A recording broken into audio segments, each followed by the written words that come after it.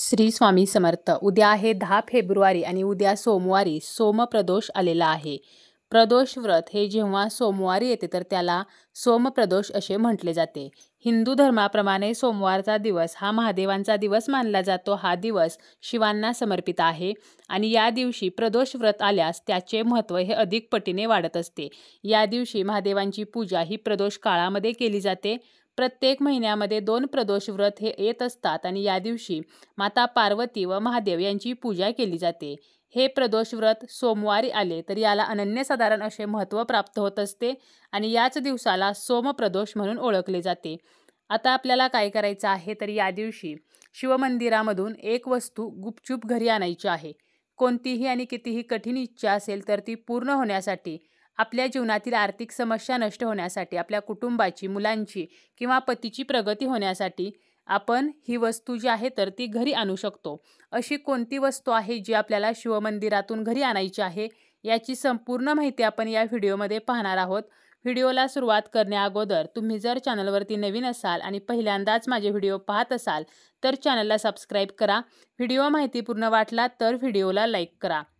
शिवमंदिरातून जी वस्तू आपल्याला घरी आणायची आहे तर हा जो उपाय आहे स्त्री करू शकते, पुरुष करू शकतात. सोमप्रदोष व्रत जे करतात तर ते करू शकतात आणि जरी आपण हे व्रत करत नसलो तरी सुद्धा आपण हा जो उपाय आहे तर तो करू शकतो. हा उपाय करायचा आहे प्रदोष काळी, म्हणजे सूर्यास्तापूर्वीची 45 मिनिटे आणि सूर्यास्तानंतरची 45 मिनिटे हा असतो प्रदोष काळ. तर या वेळेमध्ये आपल्याला हा उपाय करायचा आहे. शिवांची पूजा जर आपण प्रदोष काळी केले तर त्याचे फळ जे आहे तर ते आपल्याला कित्येक पटीने जास्त मिळत असते. त्यामुळे आपल्याला या दिवशी सकाळी लवकर उठायचं आहे. स्नान झाल्यानंतर स्वच्छ वस्त्र परिधान करून आपल्या देवघरामध्ये जर शिवलिंग असेल तर त्याची आपल्याला विधिवत पूजा करायची आहे आणि प्रदोष काळी म्हणजे सूर्यास्ताच्या वेळेला आपल्याला शिवमंदिरामध्ये जायचं आहे.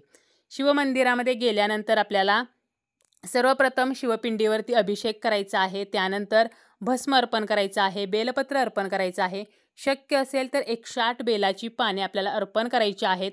त्याचप्रमाणे आपल्याला शिवमंत्राचा जप जो आहे तर तो करायचा आहे. तसेच आपण शिवपिंडीवरती धोत्र्याचं फूल, धोत्र्याचं फळ किंवा धोत्र्याचं पान तिन्हीपैकी जे आपल्याला मिळेल तर ते अर्पण करू शकतो.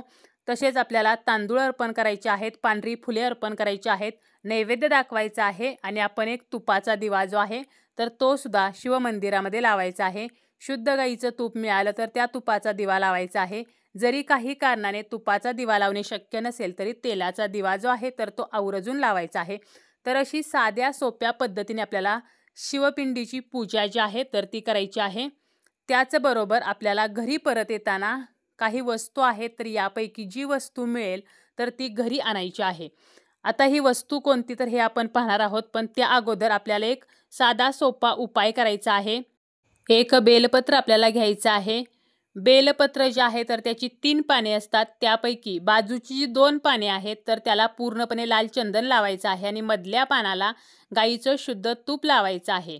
आणि हे बेलपत्र आपल्याला सर्वप्रथम अशोक सुंदरीची जी जागा आहे तर त्या ठिकाणी आपल्याला त्याचा स्पर्श करायचा आहे.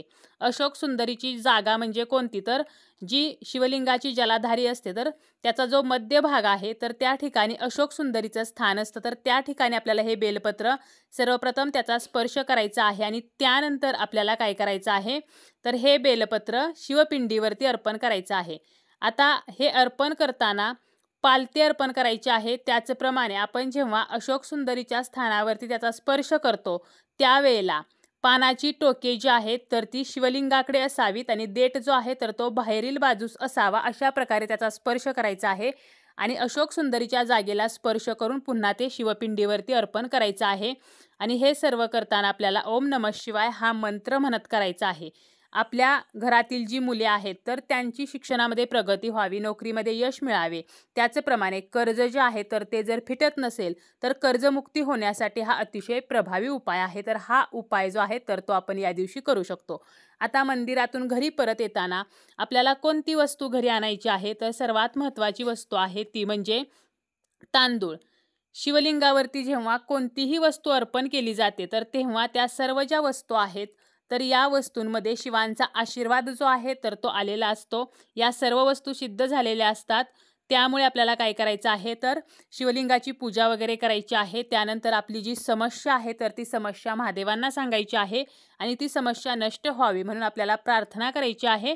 आणि यानंतर आपल्याला शिवपिंडीवरती इतरांनी वाहिलेले जे तांदूळ आहेत तर त्यातील गुपचूप 5 तांदूळ आपल्याला उचलायचे आहेत आणि घरी येताना आपल्याला ते घरी घेऊन यायचं आहे. घरी आल्यानंतर आपल्याला हे जे तांदूळ आहेत तर ते एका लाल कपड्यामध्ये बांधून किंवा लाल कागदामध्ये बांधून आपल्या तिजोरीमध्ये ठेवायचे आहेत. किंवा हे जे तांदूळ आहेत तर आपण जेव्हा भात शिजवतो तर त्या भातामध्ये आपल्याला टाकायचे आहेत आणि हा भात घरातील सर्व सदस्यांना द्यायचा आहे, ज्यामुळे घरातील सर्व सदस्यांना शिवांचा आशीर्वाद मिळेल. किंवा आपण लाल कपड्यामध्ये बांधून ते तिजोरीमध्ये ठेवू शकतो, ज्यामुळे आपल्या घरातील पैशासंबंधीच्या अडचणी नष्ट होतील. त्याचप्रमाणे आपण शिवपिंडीवरून बेलपत्र जे आहे तर ते घरी आणू शकतो आणि ते स्वच्छ धुवून घरामध्ये एखादी व्यक्ती सतत आजारी पडत असेल तर त्या आजारी व्यक्तीला खायला देऊ शकतो. परंतु हे करताना मात्र काळजीपूर्वक करायचं आहे. त्या व्यक्तीला कशाचीही ॲलर्जी असता कामा नये. तसेच व्यवसायामध्ये प्रगती व्हावी किंवा अडकलेले पैसे परत मिळावेत, आर्थिक स्थिरता यावी यासाठी काय करायचं आहे, मंदिरामध्ये शिवलिंगावरती धोत्र्याचं जे फळ आहे तर ते अर्पण केलं जातं. तर हे फळ आपल्याला उचलायचं आहे. हे फळ उचलताना आपल्याला आपली जी समस्या आहे तर ती शिवांना सांगायची आहे आणि हे फळ उचलायचं आहे. घरी यायचं आहे. घरी आल्यानंतर आपल्याला एका लाल कपड्यामध्ये हे फळ जे आहे तर ते गुंडाळायचं आहे, म्हणजे आपल्याला पुरचुंडी बांधायची आहे आणि आपल्या तिजोरीमध्ये किंवा आपण ज्या ठिकाणी पैसे ठेवतो, कॅश बॉक्स ज्या ठिकाणी आपला आहे किंवा जर दुकान असेल, व्यवसाय असेल तर त्या ठिकाणी आपण ज्या ठिकाणी पैसे ठेवतो तर त्या ठिकाणी ते ठेवायचं आहे. किंवा आपण आपलं जर शेत असेल तर त्या शेतामध्ये सुद्धा एका बाजूला खड्डा काढून त्यामध्ये सुद्धा हे आपण गाडू शकतो, ज्यामुळे शिवकृपेने आपल्या जीवनातील पैशासंबंधीच्या ज्या समस्या आहेत तर त्या नष्ट होतील. कोणाकडे जर आपले पैसे अडकलेले असतील तर ते सुद्धा आपल्याला लवकरात लवकर परत मिळतील. तर अशा प्रकारे आपण धोत्र्याचं फळ आणू शकतो. किंवा जरी आपल्याला धोत्र्याचं फूल मिळालं, पान मिळालं तरी सुद्धा ते आणून लाल कपड्यामध्ये बांधून आपण तिजोरीमध्ये ठेवू शकतो. तसेच आपल्याकडे जर रुद्राक्षाची माळ असेल तर आवर्जून या दिवशी ती शिवलिंगाला स्पर्श करून आपल्या गळ्यामध्ये घालायची आहे. तसेच आपण काय करू शकतो तर एका प्लास्टिकच्या बाटलीमध्ये किंवा काचेच्या बाटलीमध्ये काळ्या मिरी ज्या आहेत तर त्या आपल्याला भरायच्या आहेत आणि आपण जेव्हा शिवमंदिरामध्ये जाणार आहोत त्यावेळेला ही बाटली आपल्याला सोबत घेऊन जायची आहे. शिवांची आपल्याला पूजा वगैरे करायची आहे आणि यानंतर शिवपिंडीला या बाटलीचा स्पर्श करायचा आहे आणि ही बाटली आपल्याला घरी घेऊन यायचं आहे. जेव्हा कधी आपण एखाद्या महत्त्वाच्या कामाला जातो किंवा आपला इंटरव्ह्यू वगैरे असेल तर त्यावेळेला जाताना यातील 2 मिरी ज्या आहेत तर त्या आपल्या पर्समध्ये, पॉकेटमध्ये किंवा खिशामध्ये आपल्याला सोबत घेऊन जायचं आहे. ज्या कामाला आपण निघालेलो आहोत तर शिवकृपेने ते काम जे आहे तर ते मार्गी लागेल, त्या कामामध्ये आपल्याला यश मिळेल. तर अशा काही वस्तू आहेत ज्या आपण शिवमंदिरातून या दिवशी घरी आणू शकतो, ज्यामुळे आपली कोणतीही आणि कितीही कठीण इच्छा असेल तर महादेवांच्या कृपेने ती पूर्ण होईल.